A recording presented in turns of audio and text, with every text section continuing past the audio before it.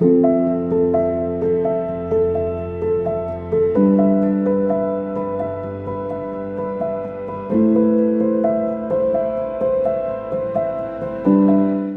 போன கீற்றுகள், இடிந்து விழும் நிலையில் சுவர்கள், சுவரில் சாய்ந்து நிற்கும் தாய் தந்தையின் புகைப்படங்கள். இவர்களின் கண்ணீரை துடைக்க கரங்கள் இல்லை.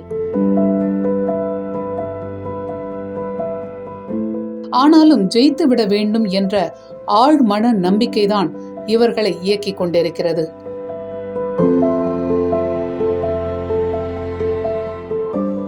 தாய் தந்தை இல்லாமல் தவிக்கும் இவர்களுக்கு அரசு உதவிக்கரம் நீட்டுமா?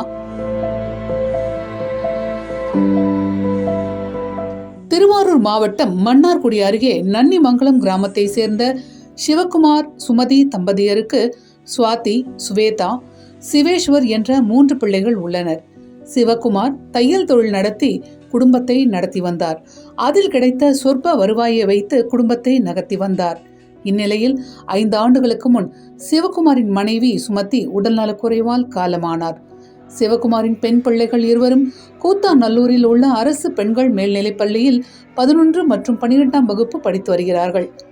3வது மகன் சிவேஸ்வரன் அரசு உதவி பெறும் பள்ளியில் 4ஆம் வகுப்பு படித்து வருகிறார். சமீபத்தில் சிவகுமாரும் உடல் நலக்குறைவால் உயிரிழந்தார். தற்போது 3 பிள்ளைகளும் வாழ்வாதாரம் இழந்து தவித்து வருகிறார்கள். தற்போது தாய் தந்தையை இழந்து 3 பிள்ளைகளும் மடிந்து போன கீற்றுடன் இடிந்து விழும் நிலையில் உள்ள வீட்டில் தனியாக வசித்து வருகிறார்கள். உறவினர்கள் யாரும் கரம் கொடுக்காததால் 3 பேரின் நிலையும் சொல்லி மாளா துயரம்தான். 3 பேரும் பள்ளி செல்லும் மாணவர்கள் என்பதால் ஒரு வேளை உணவை பள்ளியில் உண்கிறார்கள். மற்ற 2 வேளை உணவுக்கு திண்டாடும் நிலைக்கு தள்ளப்பட்டிருக்கிறார்கள். இவர்களின் நிலையைக் கண்டு மனமிறங்கிய சில நல்லுள்ளம் படைத்தோர் உதவி செய்து வருகிறார்கள். இத்தகைய கடினமான சூழலிலும் 3 பேரும் பள்ளி படிப்பை பாதியில் நிறுத்தாமல் ஆர்வமுடன் பயின்று வருகிறார்கள். மூவரும் பெற்றோரை இழந்து வறுமையில் வாடினாலும் மூத்த மகள் சுவாதிக்கு செவிலியராகி மக்களுக்கு மருத்துவ சேவை செய்ய வேண்டும் என்பது லட்சியமாக இருக்கிறது. நான் 7வது படிக்கும்போது எங்கள் அம்மா இறந்துட்டாங்க உடம்பு சரியாமல். இது தங்கச்சி, தம்பி. இப்போது 2 மாதத்துக்கு முன்னாடி எங்கள் அப்பா வந்து தையல் வேலை பார்த்துட்டு இருந்தாங்க. அவங்களும் உடம்பு சரியாமல் இறந்துட்டாங்க. எங்களுக்கு வேறு யாரும் ஆதரவு கிடையாது. எங்களுக்கு ஏதாவது உதவி செய்யுங்க அரசாங்கத்தில். இவங்க பேர் வந்து சுவாதி, ஸ்வேதா, பையன் சிவேஷு. அப்பா அம்மா 2 பேரையுமே இழந்து அரசு பள்ளியில் படிச்சுட்டு இருக்காங்க. 2 பாப்பாவும் நல்லா படிக்கக்கூடிய பாப்பாங்க. இவன் சின்ன பையன், அவன் வந்து மண்புழுலான்ட்டு அரசு உதவி பெறும் பள்ளியில் படிச்சுக்கிட்டு இருக்கான்.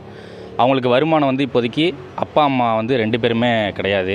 சொந்தம்னு சொல்லிக்கிறவங்க அந்தளவு அவங்களுக்கு உதவி பண்ணுறதில்ல யாரும். சொந்தம்னு இருக்காங்களா என்னான்னு தெரியல. நான் எதிர்த்த வீட்டில் தான் இருக்கேன். அவங்களுக்கு வந்து அன்றாடம் சாப்பிட்றதுக்கு, அந்த புத்தகம் வாங்கிறதுக்கு, நோட்டு வாங்குறதுக்கு எதுக்குமே அவங்களுக்கு வந்து எந்த விதமான பொருளாதார உதவியும் இல்லை. அப்புறம் வந்து பார்த்திங்கன்னா அக்கம் பக்கத்தில் உள்ளவங்க பார்த்து இந்த மாதிரி கஷ்டப்படுறாங்களே அப்படின்னு சொல்லிட்டு தான் உதவி பண்ணிக்கிட்டு இருக்காங்க. அரசாங்கம் வந்து இந்த பிள்ளைங்களுக்கு அது உதவி பண்ணிச்சுன்னா நல்லாயிருக்கும். இவர்களின் வாழ்வாதாரம் மட்டுமன்றி அவர்களின் எதிர்காலத்தையும் கவனத்தில் கொண்டு தமிழக அரசு உதவிக்கரம் நீட்ட வேண்டும் என்று அவர்கள் கண்ணீர் மல்க கோரிக்கை விடுக்கிறார்கள்.